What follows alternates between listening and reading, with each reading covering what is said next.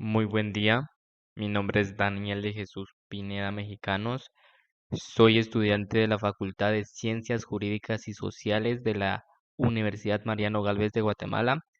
El tema a exponer es la evolución en la historia del derecho penal, pero antes de entrar en contexto, ¿qué es el derecho penal?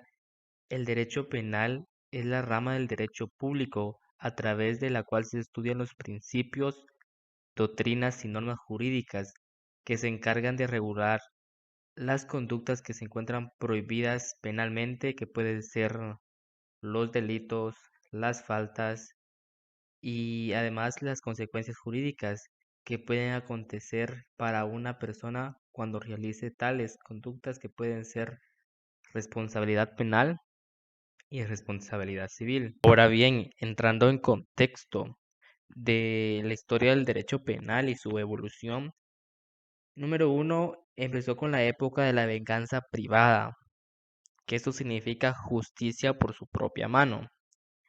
Realmente no existía del penal, normas jurídicas, consideraban delito cualquier daño u ofensa que le realizaran.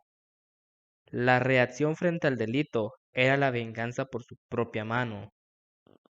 Y se surgió el problema, la venganza generó una violencia social tan grande en virtud que era mucho más violenta que el daño que les ocasionaban. Y los límites que surgieron fueron ley del talión, la venganza debe ser proporcional al daño causado, por ejemplo, ojo por ojo, diente por diente, la compensación o autocomposición, que es en lugar de vengarse se debe compensar el daño causado. Luego está la segunda época de la venganza divina. Los sacerdotes juzgaban sin piedad. Decían que el único que estaba facultado para vengarse era Dios. A Dios les corresponde establecer qué conductas van a ser consideradas como delitos y así como las sanciones a imponer, ¿no? Los sacerdotes implicaban justicia y no hay estado. Por ejemplo, al encontrar a una mujer en adulterio, la mataban a pedradas y surgieron los problemas. Los sacerdotes adquieren un poder absoluto para juzgar y abusan de ello. Y la pena era muy fuerte para que la población lo aceptara. Luego, en la tercera época, que fue la de la venganza pública, se organiza el Estado y no permite que nadie tome venganza. Aparecen las primeras leyes penales, se crea el principio de legalidad. El Estado adquiere la exclusividad de establecer los delitos y las penas. Jus puniendi. La pena debe ser lo más fuerte posible. Llega a un momento donde las penas eran inhumanas, por ejemplo, la pena de muerte.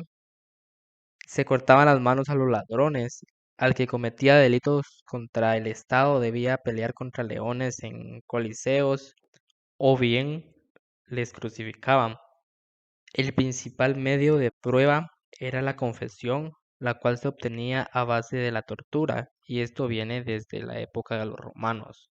Y ahora el cuarto periodo fue el periodo humanitario, Edad Media. Su principal expositor fue César Bonenzana. Se dio cuenta por su cultura y escribió el libro de los delitos y de las penas, el cual era revolucionario y critica a todas las penas. El derecho penal busca la finalidad de rehabilitar al delincuente y prevenir el delito. Este libro indica de que las penas deben ser humanas, debe mejorar la policía y el sistema de justicia. El fin de las penas debe ser prevenir el delito y se empieza a estudiar el delito y las penas. La etapa número 5 fue la etapa científica. El derecho penal se considera una ciencia y surgen distintas escuelas del penal, la clásica y la positiva, y el der penal se empieza a estudiar en las universidades. Ahora la época número 6, que es la época actual, crisis del derecho penal. La rama del derecho que no ha logrado alcanzar sus objetivos en esta crisis no ha sido funcional, ya que, número uno, trata de evitar al delito. 2, rehabilitar al delincuente. 3. Castigar al delincuente. Con la pena de muerte y linchamiento se retrocede en las etapas en lugar de evolucionar. Los delitos se incrementan cada día más, las penas cada día son más fuertes, la población regresa a la época de la venganza privada debido a que el Estado no es efectivo. Regresando a la etapa científica, las escuelas del derecho penal, la clásica y positiva o positivista. La clásica surge al inicio del siglo XIX y la positiva a mediados del siglo XIX, en 1850 más o menos. Sus máximos exponentes fueron en la clásica Francisco Carrara y en el positiva fue César Lambroso, médico, primera etapa, fenómeno físico del delincuente, similar al de los enfermos mentales. Rafael Garófalo, jurista magistrado, segunda etapa, rehabilitar al delincuente, crear medidas de seguridad. Y luego Enrico Ferri, sociólogo, tercera etapa, incluye el ambiente social en que crece el ser humano. Luego están los postulados. El derecho penal es una ciencia jurídica autónoma. Se estudia en la Facultad de Jurisprudencia y es una rama de la sociología. El delito, infracción a la ley penal, fenómeno social complejo determinado por muchos factores. Enrico Ferri. Pena es un castigo que aplica el juez a la persona que cometa un delito. Solo se puede aplicar a las personas que viven en factores sociales adecuados. Medidas de seguridad no existían. Crear un medio de defensa social, rehabilitar al delincuente, Garófalo. Delincuente, infractor de la ley penal, autor. Enfermedad mental, César Lambroso. Fenómeno social que depende del medio en que se desarrolla. Víctima, no regulaba solo para que no tome justicia por sí misma. No le regula solo al delincuente. Método, analítico interpretativo y científico racional, aparte de la religión, método positivo.